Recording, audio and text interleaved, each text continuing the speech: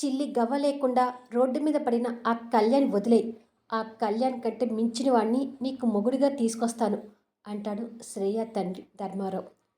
శ్రేయ సోఫాలోంచి లేచి, మీరు తీసుకురావడానికి అసలు అలాంటి మించినవాడు ఉంటేనే కదా డాడీ అని అంటుంది.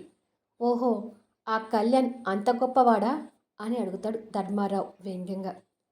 చాలా పెద్ద గొప్పవాడు డాడీ. మైథిలి వల్ల రోడ్డు మీద పడినా ఇప్పటికి కూడా మైథిలి మీద ఈగ వాలనివ్వడం లేదు.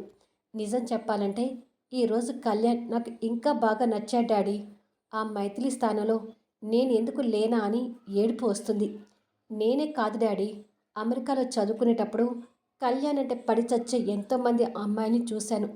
చిటికన వేలైన తాకే ఛాన్స్ రాదా అని ఎదురు చూసి అలసిపోయిన గర్ల్స్ ఉన్నారు.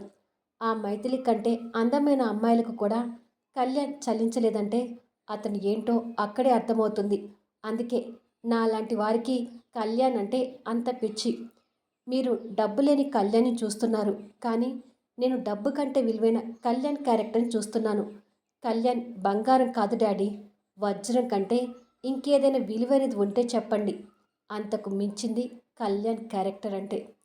అయినా కళ్యాణ్కి ఛాన్స్ రావాలి, కానీ డబ్బు సంపాదించడం కళ్యాణ్కి పెద్ద లెక్క కాదని నష్టాల్లో ఉన్న ఆర్య బిజినెస్ని హ్యాండిల్ చేస్తున్నప్పుడే అర్థమైంది మమ్మీ అని అంటుంది.